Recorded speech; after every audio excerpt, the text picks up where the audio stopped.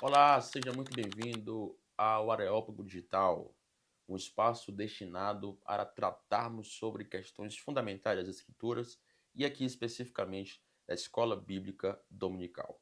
Aqui quem vos fala é o seu servo Paulo Júnior, pela graça de Deus, faço parte da Assembleia de Deus em São Luís, Maranhão, igreja presidida pelo pastor José Guimarães Coutinho, filiada a CGADB e a CEADEMA, e faz parte da área 108 de Trabalhos Pastorais, dirigindo a Assembleia de Deus do Renascença. Deus abençoe, um abraço aos irmãos que estão nos acompanhando. E já deixo claro, se você está gostando, coloque aqui um joinha, coloque nos comentários de onde você é, que vai nos ajudar muito a crescer o canal e, claro, abençoar mais e mais vidas. Ressaltando que lançamos um plano anual de leitura bíblica e um e-book totalmente gratuito. Se você tem interesse, olha aqui embaixo no card e Deus vai te abençoar com certeza com esse material. Então vamos lá.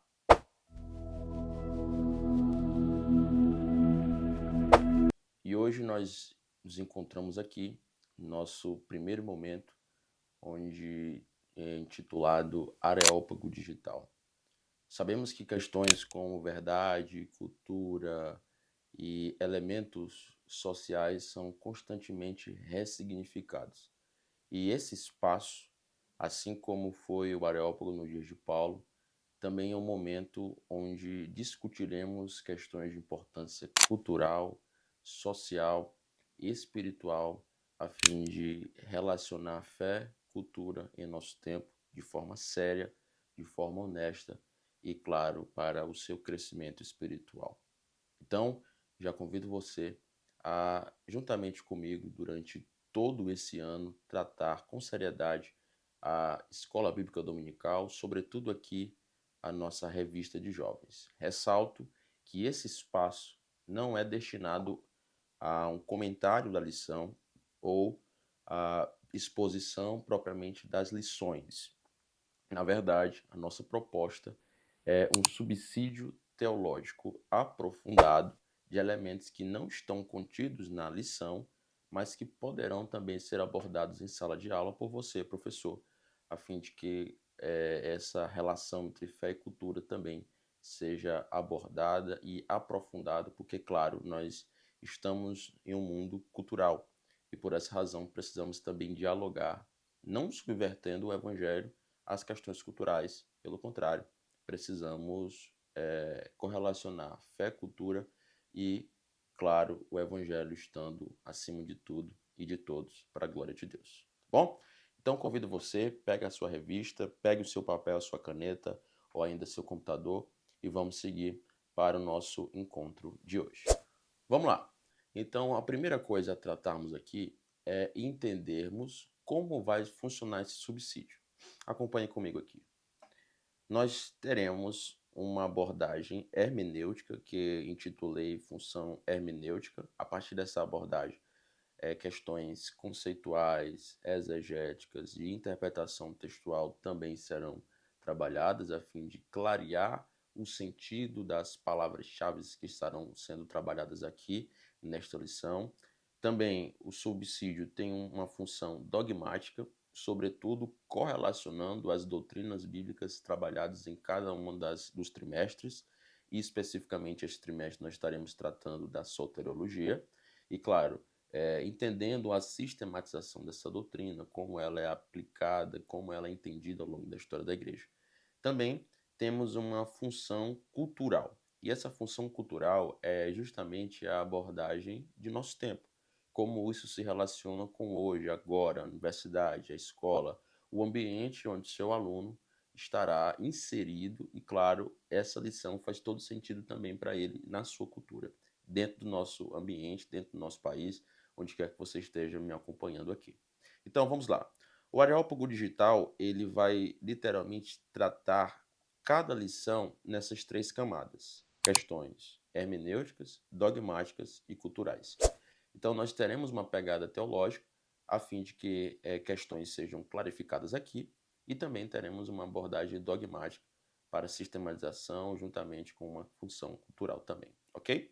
Vamos lá, acompanhe comigo o texto da lição, já posicione aí a sua Bíblia em Gênesis capítulo 3, versículo 15, o texto da palavra de Deus que nos diz: E porei inimizade entre ti e a mulher, e entre a tua semente e a semente da mulher. Esta te ferirá a cabeça, e tu lhe ferirás o calcanhar. Certamente você já ouviu em algum momento esse texto. Inclusive, eu estou com outra versão aqui, King James. É até importante você estar fazendo esse comparativo entre versões para entender melhor o contexto e mostrar para o seu aluno que, às vezes, uma diferente versão já consegue clarificar o entendimento, como é o caso de Gênesis capítulo 3, versículo 15, que é o texto áureo da lição de hoje, que é justamente aqui nessa tradução, traz a seguinte abordagem. E eu colocarei, aqui nós temos eu porei, e eu colocarei inimizade entre ti e a mulher, e entre a tua semente e a semente, e a sua semente. Ela ferirá a tua cabeça, e tu lhe ferirás o calcanhar. Embora apenas uma segunda palavra tenha uma diferença de expressividade, de significado, mas nós temos dentro dessas duas abordagens algo interessante para tratarmos quanto a esse texto. Primeiro, acompanhe comigo aqui. Ó. Como esse texto se aplica legitimamente hoje? Olhando para o contexto que estamos inseridos aqui e agora. Como esse texto se conecta conosco hoje? Claramente, é a primeira promessa messiânica que nós temos nas Escrituras, inclusive apontando já para a soberania do Messias. Mas como isso se aplica hoje aqui para o nosso contexto? Vamos lá, acompanhe comigo. Nós devemos ter cuidado para não ter uma leitura anacrônica. O que eu quero falar com uma leitura anacrônica é de situar esse texto, que é uma promessa do Antigo Testamento, interpretando-a à luz da progressão neotestamentária. Isso aqui é importante porque existe um princípio hermenêutico, que é a revelação progressiva das Escrituras, da Palavra de Deus. Então, quando você utiliza expressões ou profecias ou ainda promessas veterotestamentárias, interpretando-as em um método neotestamentário, nós podemos correr um risco de anacronismo, porque cada uma dessas promessas, profecias tem um ambiente, tem um espaço a qual foi designado. Então, olhando para esse texto, acompanhe comigo. O princípio que governa essa leitura é a revelação progressiva. O que nós queremos falar por revelação progressiva? Os elementos das escrituras, eles foram progressivamente sendo nos revelados. Então, nós temos profecias que foram se aglutinando até chegar no nascimento de Jesus. Miqueias profetizou, por exemplo, que ele nasceria em Belém. Nós vemos Isaías mostrando como seria a sua paixão. Nós vemos o nascimento virginal de Jesus também sendo profetizado por Isaías. Nós vemos o salmista Davi falando sobre o seu reinado soberano no Salmo 2, que isso já aponta para o governo sobre as nações, regendo com cetro de ferro. Então, olhando para a narrativa bíblica de Gênesis e Apocalipse, existe uma revelação progressiva. Então, nós estamos nos deparando com a primeira profecia e, a partir dela, as outras foram se aglutinando, dando detalhes da revelação messiânica, de como seria a obra da salvação, como seria a apresentação do Cristo, do Messias, no âmbito da salvação. Olhando então para esse texto, nós precisamos refletir. Por que Gênesis 3,15 é central nas Escrituras? Por quê? Porque a gente lembra dele, ou cita ele, ou até o mesmo próprio autor trazendo na lição de número 1, traz essa abordagem como se ele fosse um aspecto central, de tal forma que coloca ele como sendo o texto principal. Na verdade, até o escritor cita outras passagens, né, como Juízes, 1 Samuel, mas a ênfase dessa lição é Gênesis 3,15. Por quê? Uma pergunta que podemos nos fazer a fim de construir um conhecimento adequado no processo de ensino-aprendizagem. Então vamos lá, acompanhe comigo aqui. Ó. Olha o que diz F. F. Bruce. Conta-se por antecipação aqui a história do longo conflito entre os filhos de Deus e os filhos do maligno, que é um dos temas principais do Antigo Testamento. Veja só, comentário bíblico de F. F. Bruce, grande erudito das Escrituras, comenta-nos sobre isso. Nós temos nesse texto, e essa é uma razão por ele estar na centralidade do âmbito da salvação dentro da revelação progressiva, que, por antecipação, Deus já havia decretado um juízo, e nesse juízo direcionado à serpente, já estava narrando o conflito entre os filhos de Deus e os filhos do maligno. Perceba, antes de elementos posteriores acontecerem, como o período dos juízes, do êxodo, ou ainda neotestamentário, a revelação propriamente encarnação de Jesus, antes disso tudo já havia por antecipação uma revelação do que haveria de acontecer. Isso é muito importante, e aqui, acompanhe comigo, nós vemos desde o começo elementos da criação, da queda e da redenção sendo nos apresentados. Nós vemos desde Gênesis capítulo 3, versículo 15, essa revelação gloriosa da parte de Deus para compreendermos como seria todo o enredo da salvação, todo o drama que estaria lá envolvido. Deus criou o mundo e tudo que nele há, e foi muito bom, conforme a sua avaliação. O homem pecou, caiu, e após a queda, já também houve uma promessa de redenção. E aqui, meus amados, nós chamamos tudo isso, teologicamente, de proto-evangelho. Proto-evangelho. Porque foi um evangelho incipiente, introdutório, anterior, uma espécie de pré-evangelho. Porque nós conhecemos bem o conceito bíblico de evangelho. Embora existam vários autores que já tratavam, falavam em seus escritos sobre evangelho, porque não era uma coisa restrita dos discípulos de Jesus ou propriamente de Jesus, evangelho é uma expressão que inclusive foi utilizada por Homero em Ilíada da Odisseia, Caio Calígula, que foi um dos governantes do Império Romano, Filho de Alexandria comentou sobre o evangelho também, foi um grande filósofo judeu dos dias ali próximo à existência de Jesus aqui na Terra. Essa ideia de evangelho, do grego euangelion, traz a proposta de proclamação de boas novas, comunicação de boas novas. Interessante olhar para esse proto-evangelho, porque antes mesmo de todo o processo acontecer, que ainda está em curso, né? Nós temos a criação, queda, redenção, e muito em breve participaremos da consumação, que é esse momento final, ápice, onde toda a criação será restaurada.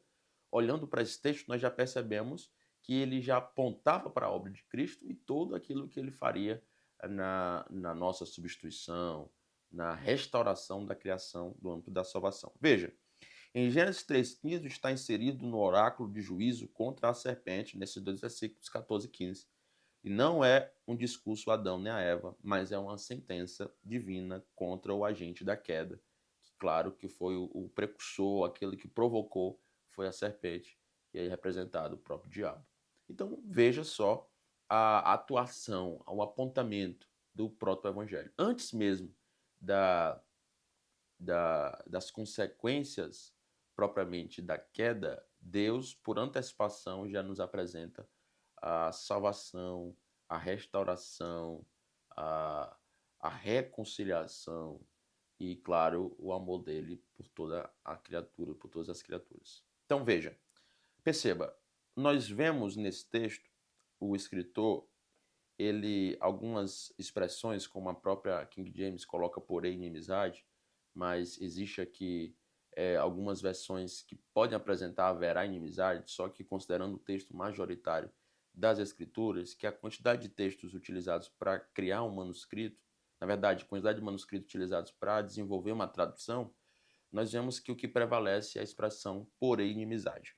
E ela é proposital. Veja só, ele não colocou haverá inimizade, ele colocou porém inimizade. E a expressão hebraica aqui é ebá. Ebá é uma expressão que nos mostra uma ligação de conflito entre tribos, uma abordagem de guerras prolongadas. Inclusive, nós temos uma citação aqui do texto que está em Neemias 35, em Números 35, 21, em Ezequiel 25, 15, uma oposição vital. Só para título de curiosidade, vou tomar nota aqui, só para os irmãos acompanharem o que eu estou querendo falar. O texto de Ezequiel, ele melhor exemplifica essa abordagem, que é o que está no versículo 15, que nos diz: assim diz o Senhor Deus, porquanto os filisteus trataram através da vingança e fizeram vingança com o coração despeitado, para destruí-la por causa do ódio antigo. Olha a ideia aí, ó, ódio. Então, essa inimizade, a ideia de ódio, né, aqui na King James, quem sabe você lendo na Almeida Corrigida Fiel, trará uma outra tradução. Então, essa ideia de inimizade é algo vital, inclusive que gera destruição, que gera morte, que gera conflitos entre tribos que são por conquista de território. Então, essa inimizade que Deus pôs entre a serpente, entre a serpente e a humanidade. Então, nós temos esse conflito, nós temos esse embate, nós temos essa abordagem vital, conflituosa, que, claro, nesse texto nós já temos um aspecto desse relacionamento e que, claro, nós estamos hoje vivendo parte disso quando nós buscamos a obra da santificação e somos constantemente tentados pela nossa carne, e o diabo a todo tempo, como diz o escritor Pedro, está ao nosso derredor, tentando nos tragar. A expressão utilizada por Pedro é metodeia. Metodeia pressupõe metodologia. Ele está a todo tempo buscando um método, uma tática para nos atacar. E assim como o leão, em um único ataque, mata um cervo, assim também o diabo só precisa de um ataque para destruir uma vida. E claro, nós não podemos ceder espaço algum para ele. Ok? Então vamos lá. Nós vemos aqui que a queda gerou afinidade com o mal. Deus, pelo contrário, intervém criando a oposição. Então, embora a queda tenha criado esse espaço de diálogo entre o ser humano e o pecado, Deus age criando oposição. E a redenção começa com essa ruptura, não com uma reconciliação. Uma ruptura é total quanto à oposição entre as obras do diabo e nós que somos filhos de Deus, criando, claro, esse espaço de contraposição. E tomando nota dessas expressões, nós vemos aqui esse juízo de Deus reportado à serpente quando diz entre ti e a mulher. Interessante ressaltar também, meus amados, que a mulher aqui, ela não é a Virgem Maria, porque embora existem algumas expressões, alguns ramos da Igreja Católica que interpretam esse texto como sendo a mulher, especificamente Maria, né? A Virgem Maria, e por essa razão ela foi deificada, ela foi santificada, ela é a mãe de Jesus, a mãe de Deus. Não. Mulher aqui representa duas coisas. Primeiro, uma representação da humanidade. Foi reportado a mulher como representação da humanidade. Mas quem sabe vocês perguntam, e aqui nós vamos no segundo aspecto, mas por que a mulher e não o homem?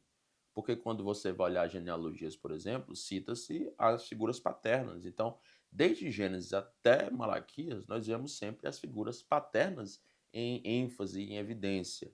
Mas por que ele cita a mulher? Já criando, desconstruindo, melhor dizendo, um paradigma do alcance da graça para além de um sexo, de um ser humano homem, para ser todos os seres humanos dependente do sexo biológico, se é homem ou se é mulher. Então, olhando para cá, nós vemos que essa figura coletiva ela está aqui representada pela mulher, claro. E a serpente é o agente do caos, é um instrumento de oposição à ordem divina, posteriormente identificada com Satanás. Então, esses dois elementos, a mulher e a serpente, são muito bem observados aqui, e também podemos tomar nota do texto que está em Apocalipse, capítulo 12, versículo 9, só para os irmãos relembrarem esse importante elemento aqui do texto sagrado, que nos diz assim a palavra de Deus.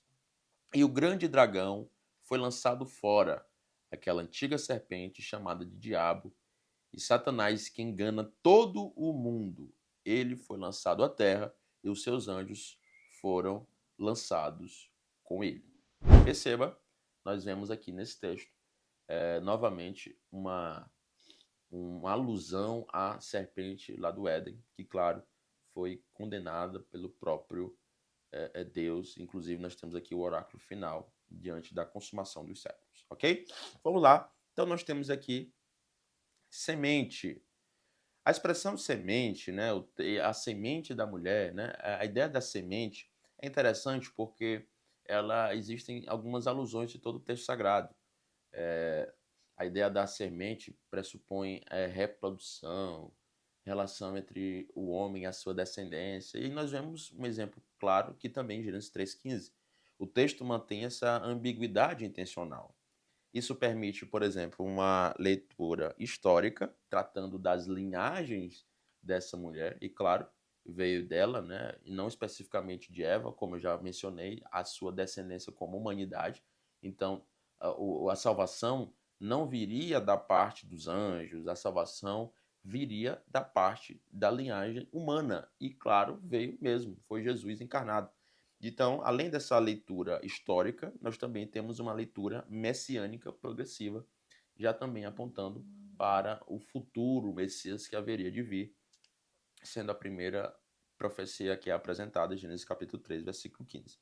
Então, novamente, no mundo semítico, descendência é atribuída ao homem e à semente da mulher, linguística e culturalmente incomum, mas, claro, abordando a expressividade da graça de Deus. Além disso, nós temos aqui uma estrutura poética interessante. Veja só, o versículo do 15, ele tem uma estrutura de paralelismo progressivo. Quem sabe você nunca ouviu falar sobre paralelismo, mas preste atenção. Quando nós temos hoje elementos da literatura portuguesa, ou ainda aqui, a própria literatura brasileira, nós temos escolas literárias, né? Nós temos o classicismo, o neoclassicismo, falando da literatura mais antiga, do galego-português, o trovadorismo. Existem elementos literários que, a partir dessas escolas, existem técnicas, né? Poesia, prosa, falando de poesia, tem as redondilhas maiores, menores, versos brancos, né? Acho que você deve ter lembrado aí da escola. E quando tratamos de poética judaica ou poética hebraica, também existem elementos poéticos que são interessantes. E quando vemos esses elementos poéticos, entre eles é o paralelismo, quando um verso traduz o verso anterior, né? Então, por exemplo, o verso 15 traduz o verso 14. E esse paralelismo progressivo ele pode ser tanto entre versos como dentro do próprio verso.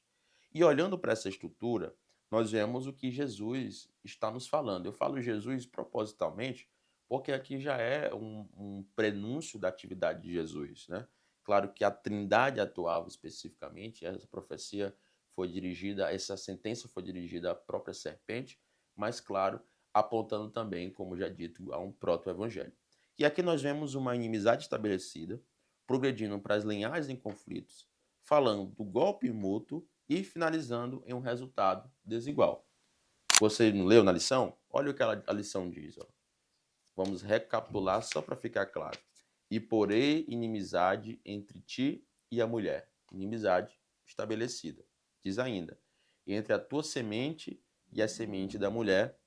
Então nós vemos a descendência da mulher e a descendência da serpente. Os filhos de Deus e os filhos do diabo. Então nós vemos aqui linhagens em conflito.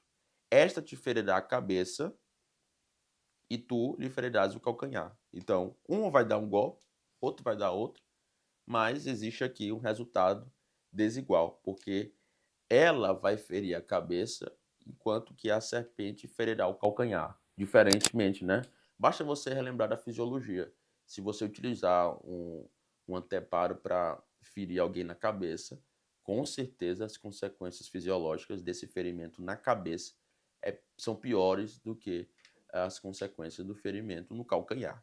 Então, é um resultado desigual e, claro, é a vitória sobre o pecado, a vitória sobre o diabo, sobre Satanás e os seus anjos. Amém? Vamos aqui? Essa tensão culmina em vitória com sofrimento. E, claro, nós vemos o exemplo de Jesus que venceu tudo e todos para a glória do nosso Deus Pai. Amém?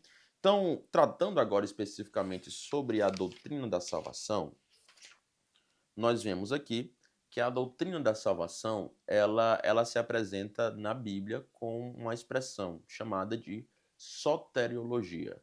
Soteriologia. Inclusive, você pode acompanhar comigo aqui. Ó.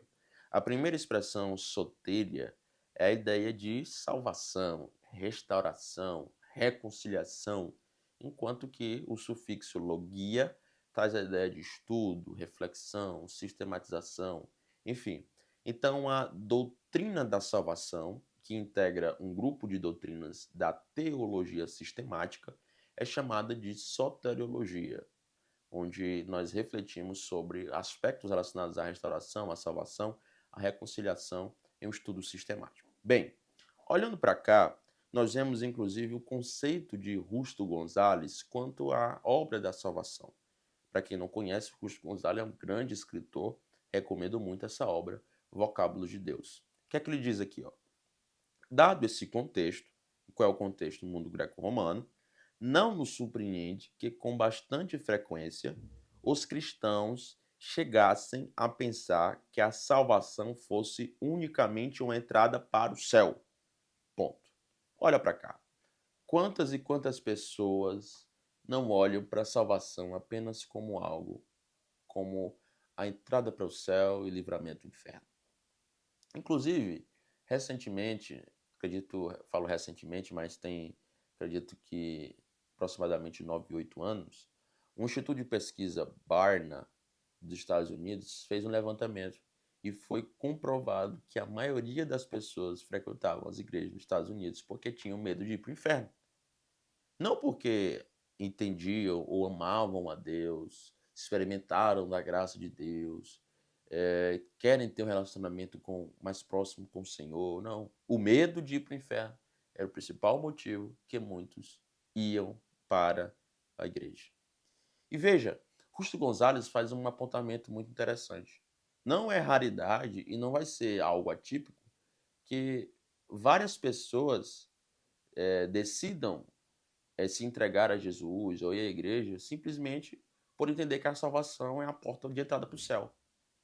E interessante pensar sobre isso, porque a salvação vai muito além do céu. A salvação pressupõe elementos diversos. Acompanhe comigo aqui. Ó. Quando nós olhamos para salvação nas Escrituras, nós vemos que existem aspectos multidimensionais. Veja, jurídico, a obra da justificação integra a salvação. Nós éramos condenados ao pecado e ao inferno. E por graça nós somos justificados. Fomos feitos justos através do ato de justiça de Jesus Cristo imputado a nós. Veja só, relacional, essa reconciliação com Deus, que o pecado provocou a ruptura, nós temos agora a reconciliação e você pode orar, pode falar com Deus. Inclusive, em Romanos 8, nós vemos que nós podemos até clamar a Ele, Abba Pai, Paizinho. Nós vemos que a salvação atua em uma esfera moral dentro do processo de regeneração. Nós somos feitos novas criaturas, nós somos pessoas restauradas, renovadas, nascidas de novo, nascidas do alto. Nós olhamos para a obra da regeneração e da salvação aplicadas também à santificação. Nós somos novas pessoas em Cristo, nós somos santificados também pela obra de Cristo. Perceba que nós, hoje, atuando nessa abordagem da salvação, temos inclusive aspectos escatológicos quanto à glorificação. Olha o que está escrito em Romanos 8,30, esse texto é muito bonito. O escritor Paulo, falando aos romanos, nos diz algo muito interessante quanto à obra da salvação aplicada à obra da glorificação, que diz assim: além disso, aos que ele predestinou, a este também o chamou. E aos que ele chamou, a este também justificou. E aos que justificou, a este também glorificou. Veja, passo a passo, a obra da salvação atuando em vários aspectos para transformar o ser humano. Inclusive, a obra da salvação é tão interessante que ela nos salvou do poder do pecado, está nos salvando da atuação do pecado e nos salvará da presença do pecado. Veja que obra gloriosa, a obra da salvação. E integralmente, corpo, alma e espírito, todos interconectados, sendo salvos pela graça de Jesus Cristo. Inclusive, a salvação aqui pressupõe até cura de feridas, de doenças. Justo Gonzalez, comentando sobre isso, nos apresenta até as curas também, é um sentido veterotestamentário, são muito bem apresentadas. Tudo isso que eu estou falando para os amados irmãos é para desconstruir essa ideia de que salvação é apenas ir para o céu.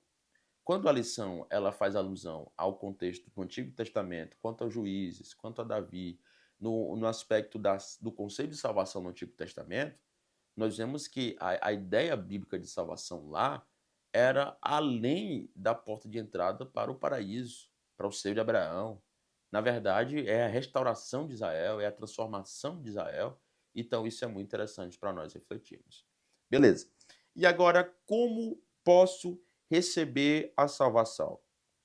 Nosso grande erudito das Assembleias de Deus do Brasil, Antônio Gilberto, nos fala o seguinte: há 3 passos necessários para um pecador receber a gloriosa salvação em Cristo. Primeiro, ele deve reconhecer mediante o evangelho que é pecador, conforme Romanos 3:23.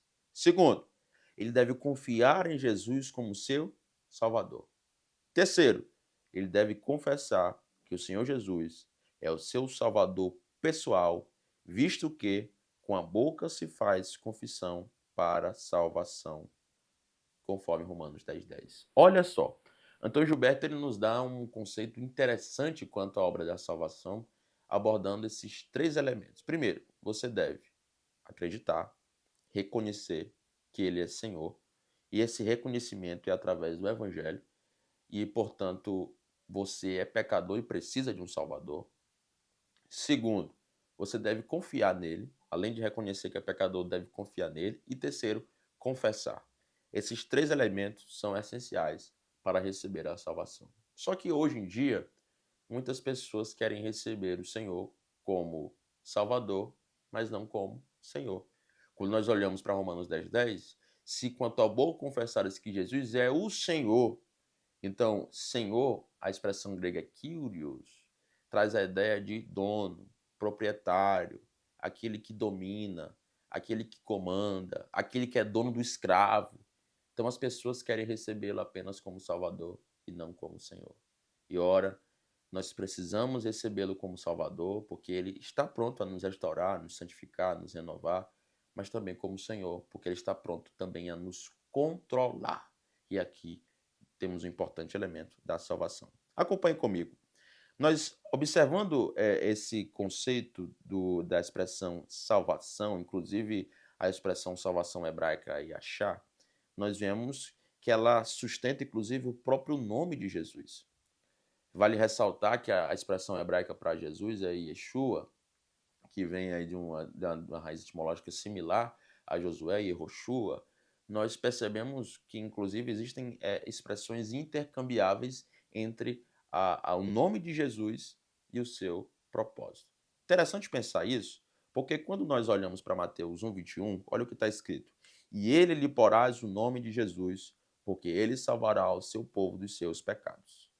Veja, o próprio escritor Karl Reinsdorf, ele comentando sobre isso, à luz de algumas expressões dentro do dicionário bíblico de Brown, ele nos coloca o seguinte: o exegeta e filósofo judeu de Alexandria, Filo, atesta que o significado do nome era muitíssimo bem conhecido ao interpretar assim o nome de Josué, Iosus Soteria Kyrios, Jesus, significando salvação mediante o Senhor.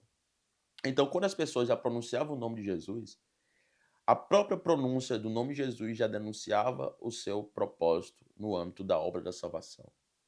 Que está escrito aqui, e eu soteria criou salvação mediante o Senhor. Quando falava Jesus, em outras palavras, a tradução seria salvação mediante o Senhor. Talvez isso para nós não tenha um significado relevante hoje quanto aos nomes. Mas quando você lê as páginas da Bíblia, você percebe que os nomes têm uma importância singular na cultura judaica. Tanto que colocaram e acabou quando a arca foi tomada, foi o glória de Israel. Nós olhamos, por exemplo, para Isaac, que significa sorriso, alegria, quando Deus concedeu a Abraão e a Sara um filho. Então, quando falava-se Jesus, logo já se tinha a ideia, a salvação vem do Senhor. A salvação vem do Senhor. E, de fato, o seu nome já anunciava o seu propósito no âmbito da salvação. E é através dele que obtemos a salvação. Agora, pensando um pouco mais, vamos relacionar a nossa cultura atual com a salvação. Meus amados, é interessante pensar que hoje, como já dito anteriormente, a questão da salvação tem sido ressignificada por questões várias.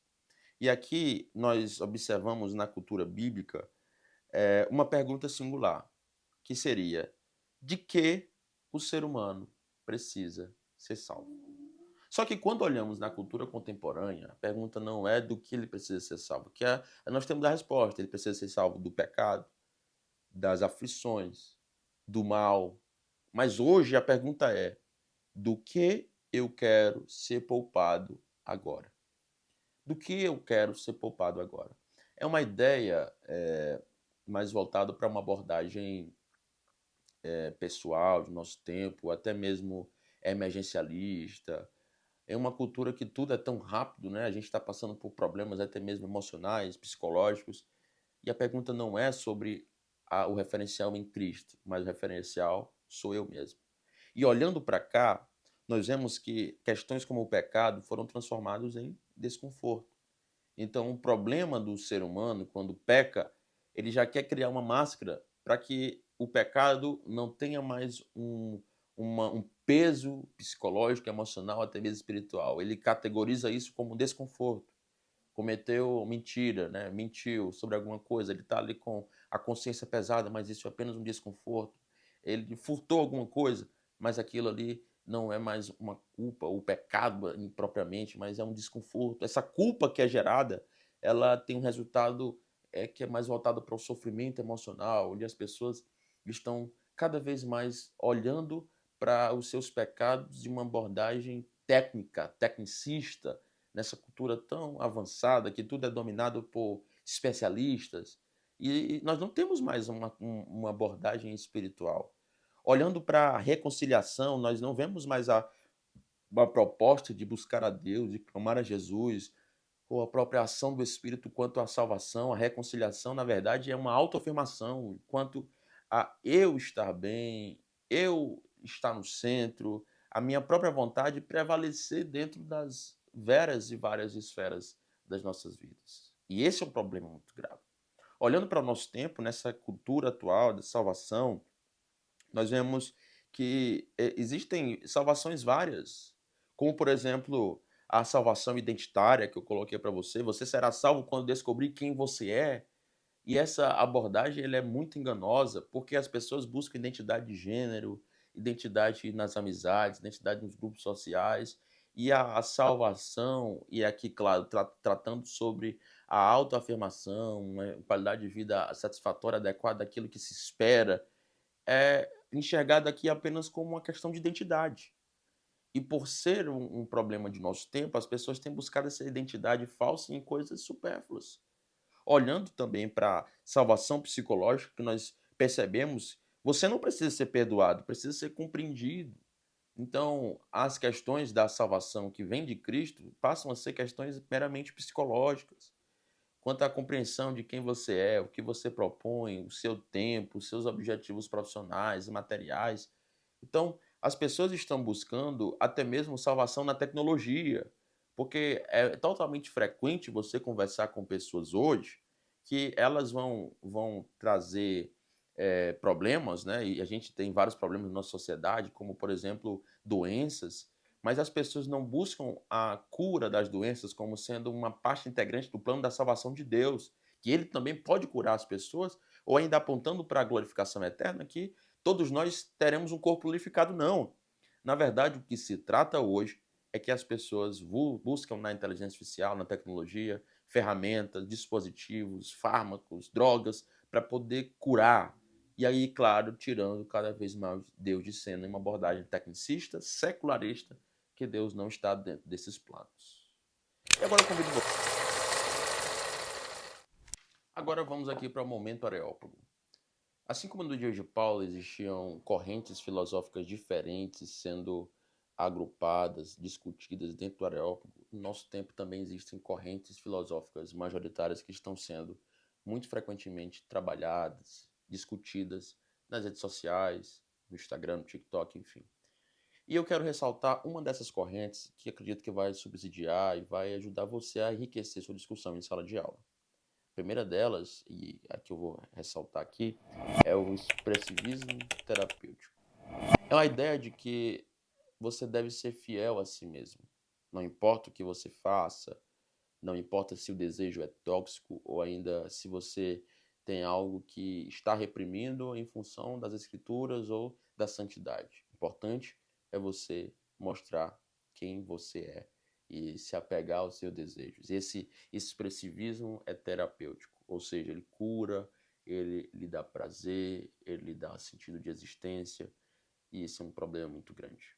Porque quanto mais nós damos espaço ao pecado, infelizmente, mais o pecado exige que nós nos entreguemos e sejamos escravizados por ele. Então, discuta sobre isso em sala de aula, dê uma pesquisada e agora nós chegamos ao fim. E agora chegamos ao fim. Eu agradeço você que esteve aqui comigo todo esse tempo. É um espaço que foi desenvolvido para tratarmos com profundidade a escola bíblica dominical, sobretudo a classe dos jovens. E não esquece, se você gostou, dá um joinha, coloca aqui nos comentários de onde você é, para a gente estar acompanhando juntos.